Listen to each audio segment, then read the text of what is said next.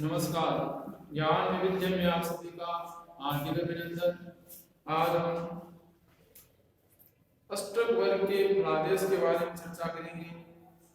पूर्व में हमने अष्टक वर्ग के बारे में चर्चा की कि बिंदुओं का क्या फल होता है और अष्टक वर्ग के माध्यम से अपन ग्रह गोचर में आने वाले ग्रहों का भी शुभ अशुभ के रूप में फल को जान सकते हैं। जिस ग्रह को अपने वर्ग में यानी कि अपने ही अष्ट वर्ग में जिस ग्रह को अपने ही अष्ट वर्ग में 5 बिंदु या उससे अधिक बिंदु प्राप्त हो, यानी कि 5 बिंदु, 6 बिंदु, 7 बिंदु या 8 बिंदु उस ग्रह को प्राप्त हो तो वह ग्रह हमेशा शुभ फल ही प्रदान करेगा। गोचरवश जब उस राशि में वो ग्रह आएगा, यानी कि जब गोचरवश का तात्पर्य हो गया कि पंचांग में वो ग्रह जब उस राशि के ऊपर आएगा जिस राशि के ऊपर उस ग्रह को सबसे ज्यादा बिंदु प्राप्त है तो उस वक्त वो उत्कृष्ट फल है वो दिखलाएगा। इससे अन्यथा हो, मान लो कि 5 बिंदु नहीं प्राप्त हो, 5 बिंदु से कम बिंदु प्राप्त हो तो उस स्थिति में वो शुभ फल प्राप्त नहीं करेगा। गोचर में जब ऐसी राशि में आ जाए जिसमें 0 फल हो, यानी कि अंक की बात करें तो 0 अंक प्राप्त हो तो वो ग्रह क्या करेगा? प्रमाद फल प्रदान करेगा, अत्यंत ही निकृष्ट फल प्रदान करेगा। चाहे वह ग्रह अपने घर में स्वग्रही क्यों ना हो, लग्न पत्रिका में वह ग्रह कुछ का भी क्यों ना हो, स्वग्रही हो, कैसा भी हो, देखने में बहुत अच्छा लग रहा हो, लेकिन गोचर में जब उसी राशि को ग्रह आएगा तो स्वग्रही होते हुए भी बहुत अच्छा फल प्रदान नहीं करेगा। चाहे वो ग्रह केंद्र में भी क्यों ना हो, देखने में बलवान भी क्यों न समझा जा रहा हो, लेकिन स्वर्ग बिंदु है तो जितने कम बिंदु होंगे उतना ही वो अनिष्ट फल का सूचक माना जाता है। चाहे ग्रह दुष्ट स्थान में हो, ये तो बात हो गई केंद्र में कोई ग्रह हो, स्वग्रही हो, कुछ का हो तो उस स्थिति में क्या फल प्रदान करेगा।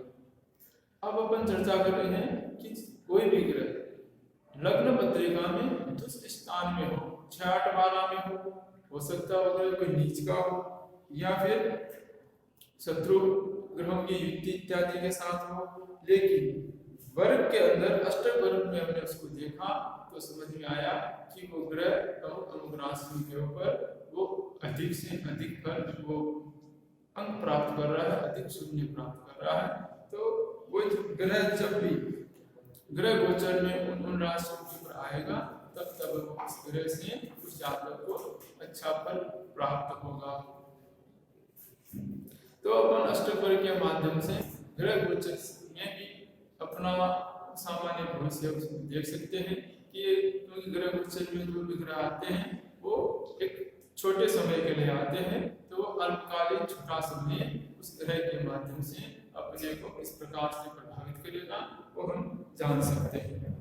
सूर्य, चंद्र, मंगल, बुध और बृहस्पति, शुक्र, 7 तो ये ग्रह, इसके अलावा लग्न, शनि और लग्न, इन सबको अष्टक वर्ग में अपने को ध्यान से देखना चाहिए। अगर किसी अष्टक वर्ग में ग्रहों के अष्टक वर्ग में यदि 0 बिंदु प्राप्त हो रहा है तो उसमें गोचरवश, अब शनि की बात करें, उसमें जब गोचरवश शनि आ जाता है, जिन जिन राशियों में जिन अष्टक वर्गों में राशियों में 0 आ रहा है, 0 फल प्राप्त हो रहा है, उन 0 फल प्राप्त वाली राशियों में जब शनि आता है तो किसी अष्टक वर्ग में 0 बिंदु आ रहा है उसमें गोचरवश जब शनि आता है तो उस वक्त क्या फलादेश होगा? पिता को कष्ट की प्राप्ति होगी और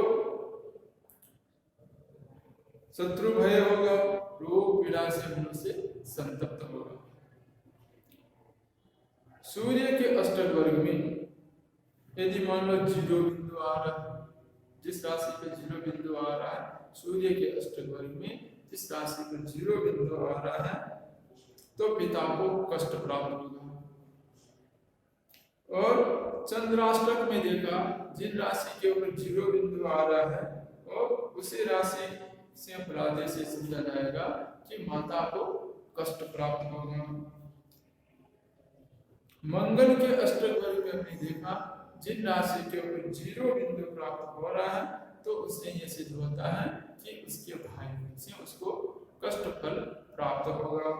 और बुध के अष्टक वर्ग में हमने देखा, तो जिस राशि के ऊपर अपने को 0 बिंदु प्राप्त आ रहा है तो इसका मतलब ये हो गया कि मित्र को कष्ट होगा। और बृहस्पति के अष्टक वर्ग में यदि 0 बिंदु प्राप्त हो रहा है तो 0 बिंदु वाली राशि में जब शनि जाएगा तो उससे पुत्र को कष्ट प्राप्त होगा। जब पुत्र के अष्टक वर्ग में 0 बिंदु वाली राशि में शनि जाएगा तो स्त्री कष्ट प्राप्त होगा। यानी कि अपन इसमें शनि को भी देख सकते हैं। बाकी ग्रह गोचर में तो कोई 1 महीना रहता है, कोई 1.5 महीना रहता है, इस तरह से कोई साल भर तक रहता है, उसके बाद में अपनी राशि को चेंज कर लेते हैं। परंतु शनि जब किसी राशि में रहता है तो कम से कम 2.5 साल तक रहता है। तो आपको ये देखना है कि शनि जिस राशि के ऊपर 2.5 साल रह रहा है उस राशि को आप अपने उसी अष्टक वर्ग में देखो। सूर्य के अष्टक वर्ग में, चंद्रमा के, मंगल के, बुध के, शुक्र के, इन सबके अष्टक वर्ग में देखो कि शनि जिस राशि के ऊपर है वो उस राशि में अपने को कोई 0 बिंदु तो नहीं मिल रहा है।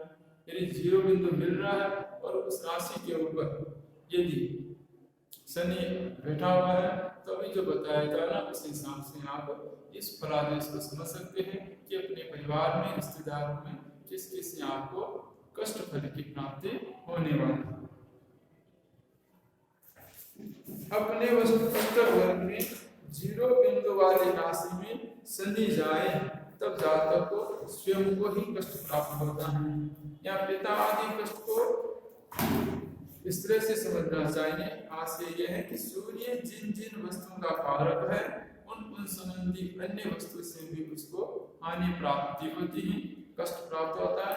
और चंद्रमा जिन जिन वस्तुओं का कारण है उनसे संबंधित कष्ट है वो उसको फल प्राप्त होगा। इसी के साथ ही नमस्कार।